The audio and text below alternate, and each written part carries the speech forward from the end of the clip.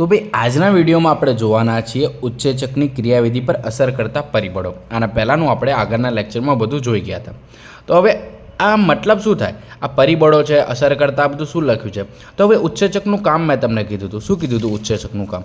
તો ભાઈ ઉત્સેચકનું કામ એ જ હોય કે જ્યારે પ્રક્રિયક, જ્યારે બે અથવા બેથી વધારે પ્રક્રિયક નિપજમાં કન્વર્ટ થાય અને એમાં જો ઉત્સેચક વપરાયો તો પ્રક્રિયાનો દર શું થઈ જાય? વધી જાય.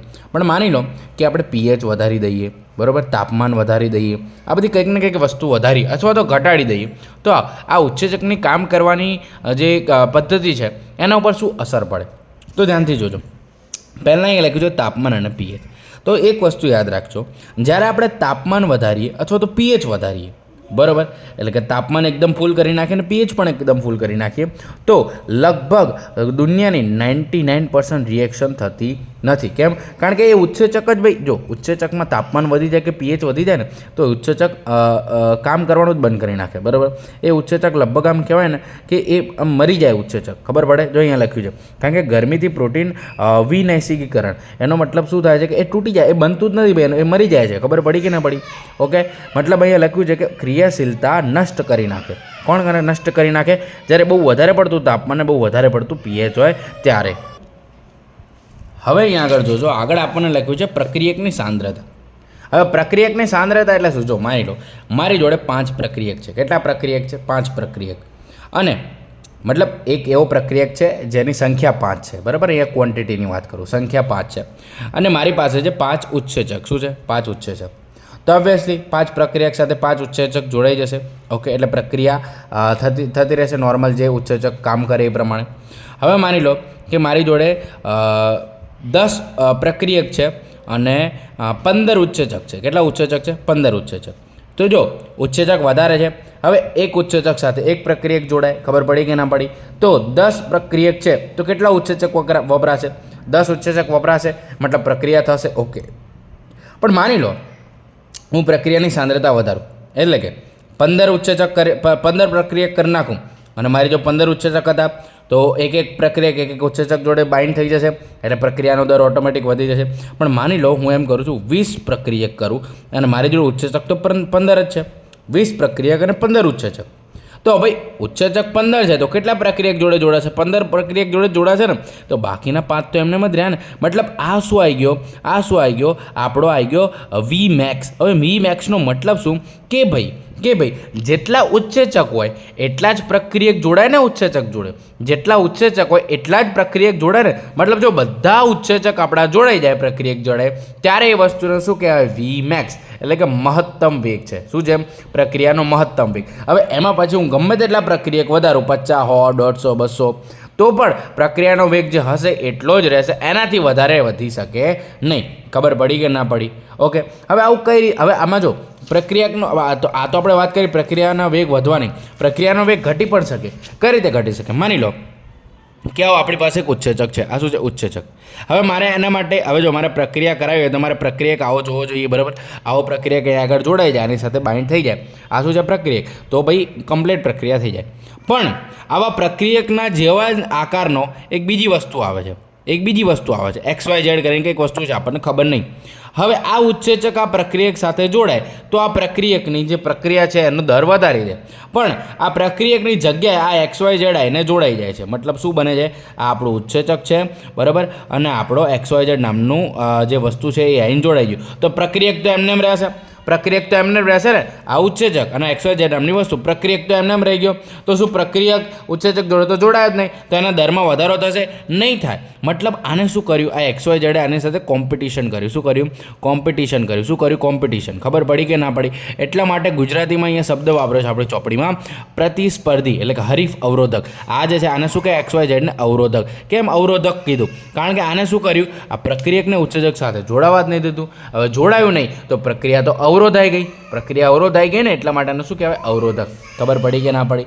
સિમ્પલ વસ્તુ છે ભાઈ. આ બધી વસ્તુ તો તમને આવડવી જોઈએ. હવે અહીંયા આગળ નામકરણ અને વર્ગીકરણ. જો વર્ગીકરણ તો આપણે જોઈ જ લીધું છે, બરાબર, ગયા લેક્ચરમાં, પણ તો બી આપણે અહીંયા જોઈ લઈશું. હવે જો નામકરણ કઈ રીતે થઈ શકે? તો કોઈ બી આપણે માની લો કે મારી પાસે XYZ નામનો ઉત્સેચક છે.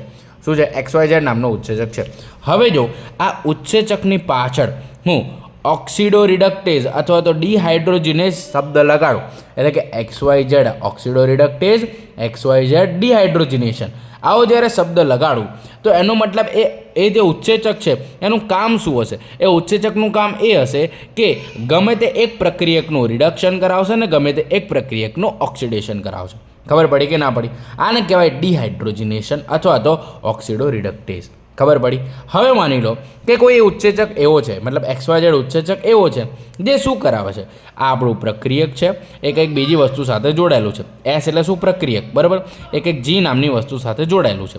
તો એ શું કરશે? એ ઉત્સેચક આ G નામની વસ્તુ આના બંધ જે છે એ તોડી નાખશે અને કોઈક બીજા પ્રક્રિયક સાથે જોઈન્ટ કરાવી દેશે S' જોડે. કોના જોડે? S'. પહેલાં S હતું, હવે S' જોડે જોઈન્ટ કરાવી દીધું. તો શું બની ગયું? S' G બની ગયું, S' G અને S અલગ થઈ ગયો. તો થયું શું? ટ્રાન્સફર થયું. કોનું ટ્રાન્સફર થયું? આ G ગ્રુપનું. કોની સાથે? આ પ્રક્રિયકથી અલગ થઈને આ પ્રક્રિયક સાથે. ખબર પડી? ટ્રાન્સફર કરાયું. તો એટલા માટે એવો ઉત્સેચક જે આ ગ્રુપનું ટ્રાન્સફર કરાવે એની પાછળ શું લગાવવામાં આવે? ટ્રાન્સફરેઝ, એટલે કે XYZ ટ્રાન્સફરેઝ. ખબર પડી? હાઇડ્રોલિસિસનો મતલબ શું થાય? બંધને તોડવો. શું થાય? બંધને તોડવો. એટલે કે માની લો મારી જોડે A અને Bનો બંધ હોય, જો આ બંનેને બંધ તોડવો હોય, એટલે કે A અને B અલગ કરવા હોય મારે, તો મારે કયું ઉત્સેચક વાપરવો પડે? જેની નામની પાછળ હાઇડ્રોલિસિસ આવતું હોય, એટલે કે XYZ હાઇડ્રોલિસિસ. ખબર પડી કે ના પડી? ઓકે. લાઇસિસનો મતલબ શું થાય? કે માની લો આપણે જોડે આની સાથે X ઉત્સેચક જોડાયેલો છે, આની સાથે Y ઉત્સેચક જોડાયેલો છે. હવે મારે આ ઉત્સેચક અલગ કરવા છે. ખાલી આ બંને વસ્તુને જોડવી છે. તો આપણને ઉત્સેચક પણ એક પ્રકારની આપણને નિપજ મળી. જો અહીંયા આગળ આ વસ્તુ પણ અલગ થઈ ગઈ અને આ વસ્તુ પણ અલગ થઈ ગઈ. તો ઉત્સેચક જ્યારે આપણને નિપજના સ્વરૂપમાં મળે તો એના નામની પાછળ, મતલબ ત્યાં આગળ જે અહીંયા આગળ બીજો ઉત્સેચક વપરાયો પ્રક્રિયા કરવા માટે, એના નામની પાછળ શું લગાવવામાં આવે? લાઇસિસ. શું લગાવવામાં આવે? લાઇસિસ. આગળ આપણને કહે છે આઇસોમરેઝિસ. શું કહે છે? આઇસોમરેઝિસ. હવે આઇસોમરેઝિસ છે ને, નામ ઉપરથી તમને ખબર પડે. આઇસોમર એટલે કે આ ઓર્ગેનિક કેમિસ્ટ્રી આપણે ભણે ને, OC ઓર્ગેનિક કેમિસ્ટ્રી આપણે આવે કેમિસ્ટ્રીમાં. તો એમાં શું હોય? પ્રકાશીય, ભૌમિતિક અને બંધારણીય સમઘટકતા હોય. તો આમને એકબીજામાં રૂપાંતર કરવા માટે જે ઉત્સેચક વપરાય એને શું કહેવાય? આઇસોમરેઝિસ. ખબર પડી? લિગેસિસ એટલે શું? માની લો A નામની વસ્તુ છે અને અહીંયા B નામની વસ્તુ છે. આ બંનેને મારે જોઈન્ટ કરવું છે, એટલે કે બંધ બનાવવો છે. તો એના માટે જે ઉત્સેચક વપરાય એને લિગેસિસ કહેવાય. જેમ કે કાર્બન અને oxygen, carbon sulphur, carbon nitrogen, phosphorus oxygen, બરાબર. બંધનું નિર્માણ જ્યારે કરવું હોય ઉત્સેચક સાથે, મતલબ એ ઉત્સેચક વાપરીને, તો એના માટે શું કહેવાય? એ લિગેસિસ શબ્દ વપરાય. ખબર પડી કે ના પડી? સિમ્પલ વસ્તુ છે. હવે અહીંયા આગળ આપ્યું છે સહકારકો. શું છે આ સહકારકો? સહકારકો એટલે કશું નહીં. મેં તમને ગયા લેક્ચરમાં સલમાન ખાન અને કેટરીના કૈફ વાળું ઉદાહરણ આપ્યું હતું. સલમાન ખાન અને કેટરીના કૈફ વાળું, બરાબર. તો પહેલાં મેં તમને કીધું ઉત્સેચકના બે પ્રકાર છે, એક એપોએન્ઝાઇમ અને કોએન્ઝાઇમ. તો એપોએન્ઝાઇમ શું છે? એપોએન્ઝાઇમ, જેને અહીંયા આગળ અમને શું કીધું છે આપણે ચોપડીવાળાએ? જો અહીંયા લખ્યું છે. શું કીધું? કે ઉત્સેચક એક અનેક પોલીપેપ્ટાઇડ શૃંખલાના જોડવાથી બને છે, છતાં પણ કેટલીક સ્થિતિમાં બિન પ્રોટીનિક ઘટક, જેને સહકારક કહેવાય. શું કહેવાય? સહકારક. તે ઉત્સેચક સાથે જોડાઈને સક્રિય બનાવે છે. મતલબ મેં તમને શું કીધું હતું? સહકારકો એટલે કે એવી વસ્તુ, જો આ તો આપણો મેઇન વસ્તુ હતો એપોએન્ઝાઇમ, અને આ શું છે? કોએન્ઝાઇમ એટલે કે સહકારકો. આ શું કરે?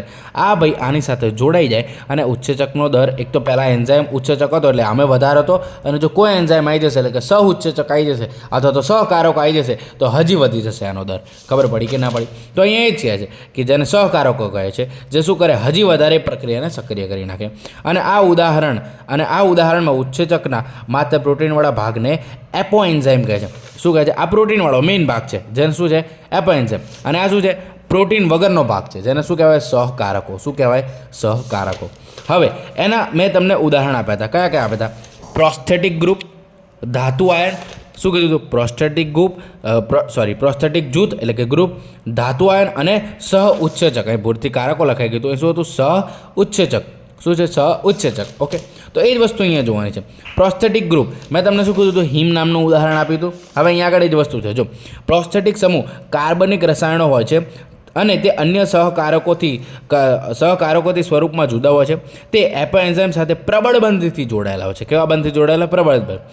ઉદાહરણ સ્વરૂપે ઉત્સેચક પેરોક્સાઇડેઝ અને કેટાલેઝ, જે હાઇડ્રોજન પેરોક્સાઇડને ઓક્સિજન સાથે પાણીમાં વિખંડન કરે છે. હાઇડ્રોજન પેરોક્સાઇડ ખબર છે ને? H2O2, બરાબર. આને જો મારે પાણીમાં વિખંડન કરું એટલે કે H2O અને ઓક્સિજન, આવી રીતે મારે અલગ કરવા હોય, એક ઓક્સિજન આમાંથી કાઢી નાખું તો એના માટે કયું ઉત્સેચક વપરાય?